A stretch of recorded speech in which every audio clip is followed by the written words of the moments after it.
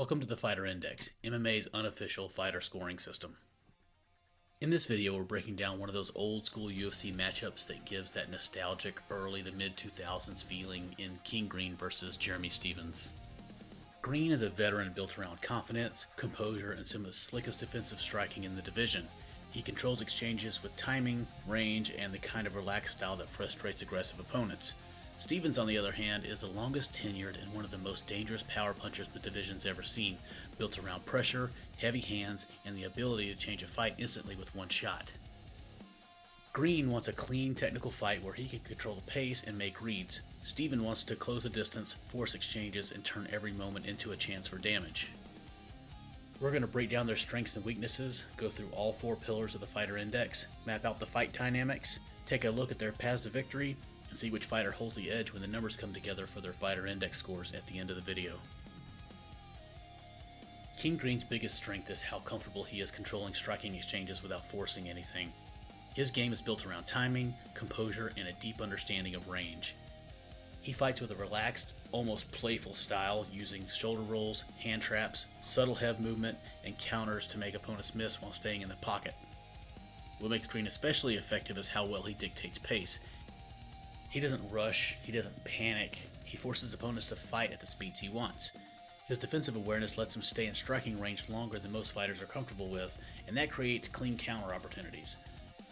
When Green is flowing, he can frustrate opponents, slow the fight down, and quietly take over rounds with precision and control. Green's style works best when he's in control, but it can create openings when opponents refuse to play that game.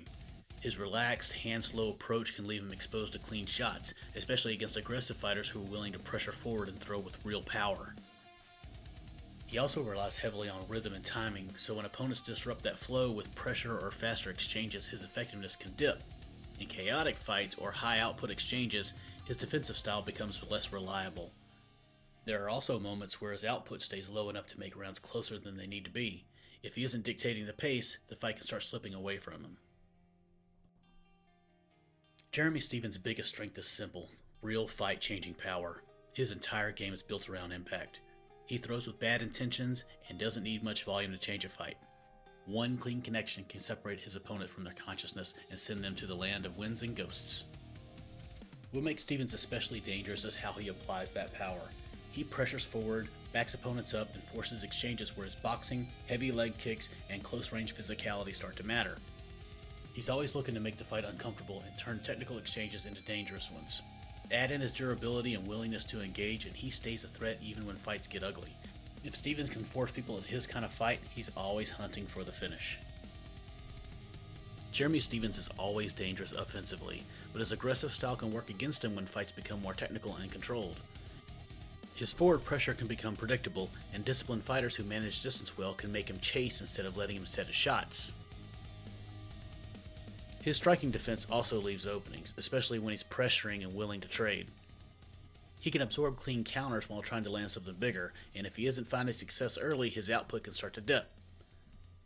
When opponents stay composed, avoid extended exchanges, and force them into a slower pace, his effectiveness tends to fall off over time. If the power isn't landing, the fight gets much harder for him to win.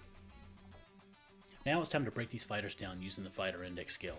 We break down each phase of the fight to score each skill to better understand the strengths and the weaknesses of a fighter's game.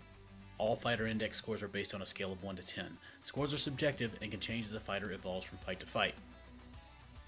Here's how the Fighter Index works. Each fighter is evaluated across 4 pillars made up of 4 key skills. Every skill is scored on a scale from 1 to 10, where 1 represents a non-functional ability and 10 represents a rare or generational skill. Everything in between reflects a fighter's ability in that area. At the end of the video, those scores are combined to calculate the Fighter Index score that shows us how complete each fighter is.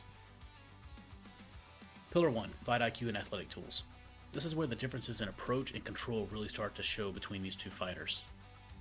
Starting with Fight IQ, King Green scores an 8 compared to Jeremy Stephens' 6. Green is much better at managing pace, making reads, and controlling exchanges without forcing bad moments, while Stephens tends to rely more on pressure and power than long-term tactical control.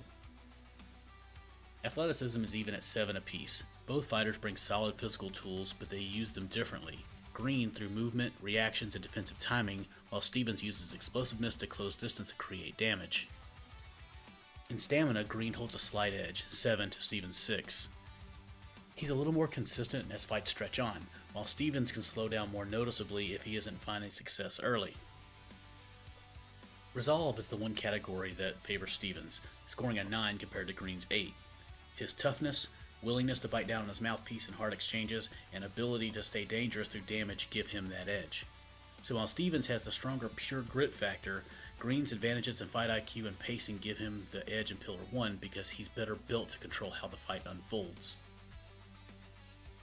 Pillar 2, striking and stand-up defense. The striking scores are close, but the way they get there is completely different. Starting with striking, King Green and Jeremy Stevens are even at 8. Green is the cleaner technician using timing, counters, and range control, while Stevens brings heavier power and more fight-changing impact. In the clinch, Stevens holds the edge 7 to Green's 6. His physicality and short-range power make him more dangerous when the fight gets tight. Striking defense is where Green creates the biggest gap, scoring an 8 compared to Stevens' 5. Green is far better at seeing shots, rolling with punches, and making opponents miss, while Stevens is much more willing to absorb damage to land his own. He is not scared to take 2 to give 1. In chin, Stevens has the edge. He scores an 8 to Green's 7, giving him a slight durability advantage in heavy exchanges. So even though Stevens has the clinch and chin advantages, Green's major edge in striking defense gives him the advantage in Pillar 2 because he is much better at controlling exchanges without taking clean damage. Pillar 3, grappling and control. This is a relatively close pillar because neither fighter is built around dominating this phase of the fight. Starting with wrestling, both King Green and Jeremy Stevens score a 6. Neither man relies heavily on wrestling as a primary weapon, but both are capable enough to defend themselves in the mix when it's needed. Takedown offense is the one small separation point where Stevens scores a 5 compared to Green's 4. He's a little more likely to use level changes or mix in takedowns to break rhythm, while Green is more committed to keep the fight in a striking battle. Top control is even again at 5. If the fight does hit the mat, neither fighter is known for consistently holding dominant positions or building long stretches of control. They tend to want to get the fight back to the feet as fast as possible. In Brazilian Jiu-Jitsu, they're also even at 6. Both have solid awareness and enough skill to stay safe, but neither brings major submission threat that changes the matchup. Because most of the categories stay even and Stevens holds a slight edge in takedown offense, this pillar slightly favors Jeremy Stevens. Pillar 4, defense, scrambles, and ground survival. This is where King Green starts to separate a bit more in the defensive grappling areas. Starting with takedown defense, Green scores an 8 compared to Stevens' 7. He's a little better at keeping the fight upright and avoiding positions where opponents can slow him down. In Brazilian Jiu-Jitsu defense, Green leads again 7 to Stevens' 6. He has slightly better awareness when grappling exchanges develop and is less likely to get caught in bad positions. Off the back also favors Green, 5 to 4. Neither fighter wants to build their offense from the bottom, but Green is a bit more capable of staying safe and working his way back into better positions. In scrambles, Green gets another small edge. He scores a 7 to Stevens' 6. He's more composed when positions start changing and more likely to reset back to where he wants the fight. With advantages in every category, Pillar 4 favors King Green because he has more defensive answers if the fight gets messy or shifts into grappling exchanges. When you step back and look at all 4 pillars together, this fight starts to look like a battle between Green's control and Stevens' ability to force danger. Green has the cleaner defensive layers and better pace management, while Stevens needs pressure, power, and physical exchanges to make the fight uncomfortable. Pillar 1 leads towards Green because of his 8 in fight IQ and slight stamina edge. If the fight settles into a measured pace, Green is more likely to make cleaner decisions and keep Stevens fighting at his speed. Pillar 2 also favors Green, mostly because of the defensive gap. Both score an 8 in striking, but Green's 8 in striking defense compared to Stevens' 5 means he should be harder to hit in clean and open exchanges. Pillar 3 slightly favors Stevens because of his small edge in takedown offense, scoring a 5 to Green's 4. It may not be a major weapon, but it gives him another way to break rhythm and keep Green from getting too comfortable. Pillar 4 goes back to Green because he has advantages across every defensive grappling category. His takedown defense, Brazilian Jiu-Jitsu defense, and scramble edge give him more ways to reset if Stevens tries to make things messy. So this fight likely comes down to whether Green can keep it clean and controlled, because if he's using his defense and timing to make Stevens miss, he can take over rounds, but if Stevens closes distance, forces exchanges, and makes it physical, his power and toughness can make this fight way more dangerous. Now we look at each fighter's path to victory based on what we learned from the 4 pillars. King Green's path to victory is built around control, composure, and turning this into the kind of technical striking fight where his defensive edge can take over. The biggest comparison is his fight and striking defense against Jeremy Stevens' 8 in striking and 5 in striking defense. That means Green doesn't need to be the bigger puncher, he needs to be the cleaner fighter. If he's making Stevens miss, countering the openings, and refusing to get dragged into wild exchanges, the fight starts leaning heavily in his direction. Green's 8 in fight IQ compared to Stevens' 6 also matters here. Green is better equipped to manage pace, slow the fight down, and force Stevens to fight at a pace and distance he doesn't like. The longer the fight stays measured, the more those small advantages start stacking up. Add in his edges in takedown defense and scrambles, and even if Stevens tries to mix things up and force wild exchanges, Green has better tools to reset and get back to striking range. For Green, this fight is about discipline. Control the pace, stay defensively sharp, and make Stevens chase mistakes instead of creating his own moments. Jeremy Stevens' path to victory is built around pressure, power, and forcing Green out of that clean technical rhythm. Even though Green has the edge in striking defense, Stevens' goal is to test that by closing the distance, backing him up, and creating exchanges where defense becomes harder to maintain. The striking scores are even at 8, but Stevens has a slight edge in chin with an 8 compared to Green's 7, and resolve with a 9 to Green's 8, which fits perfectly for his style. He needs to make this a physical fight. Heavy leg kicks, forward pressure, and moments where Green has to trade instead of calmly reading the fight.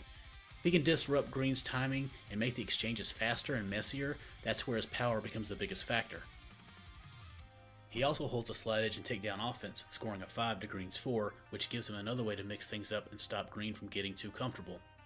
So he can mix in takedowns or get Green to bite on feints to open up the striking. For Stevens, this fight is about reducing space, increasing pressure, and making impact matter more than precision. When you average out all the scores of the 16 skill categories across the 4 pillars, this is where the overall picture of the matchup starts to come together. King Green comes in with a fighter index score of 6.7, reflecting his advantages in fight IQ, defensive striking, and overall control across multiple phases of the fight. Jeremy Stevens comes in at 6.3, with his strengths built around power, durability, and explosiveness, but with fewer advantages across a full range of skills. So while Stevens always carries real danger, especially in high-impact moments, Green's ability to manage more areas of the fight is what gives him the higher overall score heading into this matchup. And that's the full breakdown for King Green versus Jeremy Stevens using the fighter index. This is one of those fights where style matters just as much as skills do. If Green can keep it technical and controlled, his defensive composure should take over, but if Stevens turns it into a firefight, one clean shot could change everything. So who do you think wins this fight and how? Are there skills that you score differently? Drop your thoughts in the comments and let's break it down. And thanks for watching. If you're enjoying these breakdowns, make sure to like the video, subscribe, and stay tuned for more fighter index analysis. See you on the next one.